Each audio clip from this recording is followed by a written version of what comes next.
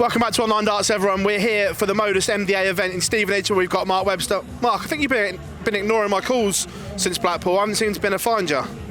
Yeah, I'll unblock you soon, mate. I promise. You do my head in, so I'll have to.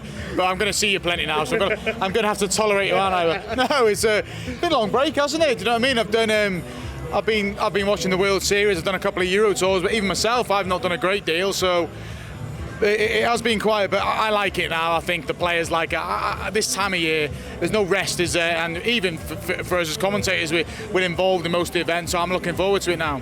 Going back to Blackpool, were you surprised that Michael went there and won, being all the question marks around him, and even early on didn't look at his brilliant best, but kind of grew into the tournament? Yeah, really surprised. I mean, I think he was a bit surprised himself, I'm being honest. I think if you'd have offered him a final or a semi at the beginning of the week, and he'd have probably been all right, okay, we'll work with that. But he was never at his best, but he found a way to win. He played the best stuff at the right time, and I didn't think he'd win. I said openly I didn't think he'd win, but I got that wrong, and I won't rule him out again now, and I won't read too much into his form now, because he came into Blackpool in not the best form. He's probably going to head to the Grand Prix in mixed form, but I just won't look into that. This guy's a big game player, and he's going to be up there in the mix winning the title.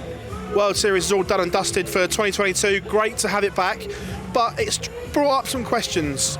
Pundits and media are saying, what's the next step for the World Series? Because this year we didn't really unearth the next talent in any real region, did we? No, we didn't, but it's an experiment, isn't it? It is what it is. It doesn't always pay off.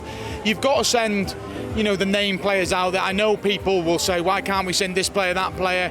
You've got to send the high-profile players to promote the game, because bear in mind, we need to promote it out in these countries, and then the players will follow on. But I still think it was successful. It wasn't like a success story of Damon Heta when he unearthed, but I think there were some positives, particularly in the New Zealand Australia ones, and I thought in the United States as well, in New York, the debut there I thought was really good. Look, it was positive, it was back, and I thought it was good, and it'll continue to go from strength to strength, I'm sure.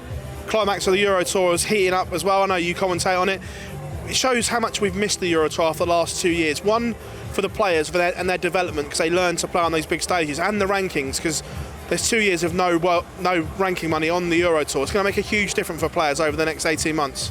Yeah, it is. It's massive, and I'd like to see the first round money put up a little bit more for the players, because it's a lot of travel for them. But the PDC generally don't sit tight on stuff. They move with the times. Maybe something will happen, who knows? But I love the events, and they're so rewarding, not just in the short term, in the long term. I mean, we talk about players going out there only getting £1,000, but that £1,000 gets you in the Worlds, and you do what Alan Suter did last year, it has a real knock-on effect. And that stage experience, look, it's great to have it back. It's going to keep going. It's going to keep getting stronger, and it's a bug for the players as well. I remember when I used to play in the playoffs for them. They're different. They're just hard. They mean so much, and it just adds to the pressure, and that's how it should be. One that sprung to mind with the recent Pro Tours as well, a good friend of yours, John Henderson, looked dead and buried 3-4 months ago.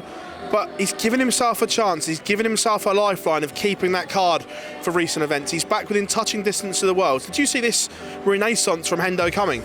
No, I didn't, and I'm certain if you ask John, he didn't see it coming. I mean, I spent some time with him in a Pro Tour in Barnes, and he was down, but he lost his first round game, and he was obviously very down. I can relate to him, because I knew what it was like in my final year. I knew it was coming, and I couldn't find that fight John did. But yeah, he's fighting, he's keeping away. He's in the last Euro Tour in Gibraltar, 6 Pro Tours. He's still got a bit to do, but it's a chance, isn't it?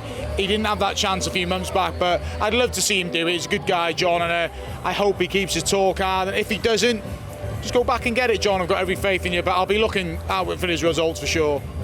Your countryman, Gerwyn Price, seems to be in imperative form right now, and history may be repeating itself, because in 2020 he went to the World Series final and won, and that kind of catapulted him on to winning the World Championship in 2020-21 as it was then.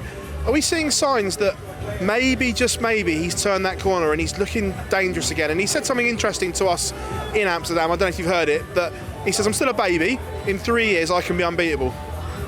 I don't agree with that. No one's unbeatable, but look, Gerwyn Price, when he started the match play, until Michael van Gerwen got stuck into him, he was the best player, wasn't he?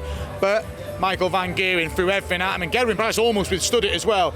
It was an amazing final, and when them two had it, Peter Wright coming back as well. You want to see these top players on form.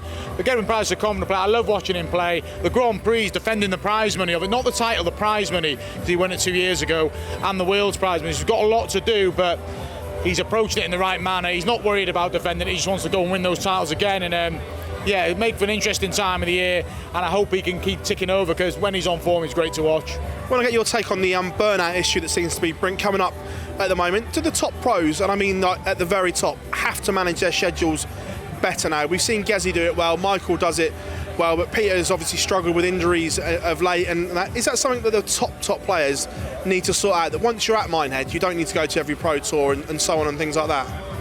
Everyone's self-employed, Phil. You're self-employed. You don't have to be here now. You can do what you want. So tick the boxes, isn't it? Get yourself in the European Championship, sit tight. Get yourself in Minehead, sit tight. It's up to the players to do it. You can say there's too many events, but you're entitled to not playing him. You don't have to play in him. I get where they're coming from. I mean, I've never personally experienced it, but I understand. But you are in charge of your own fate. If you pull out, there's a player waiting to go in.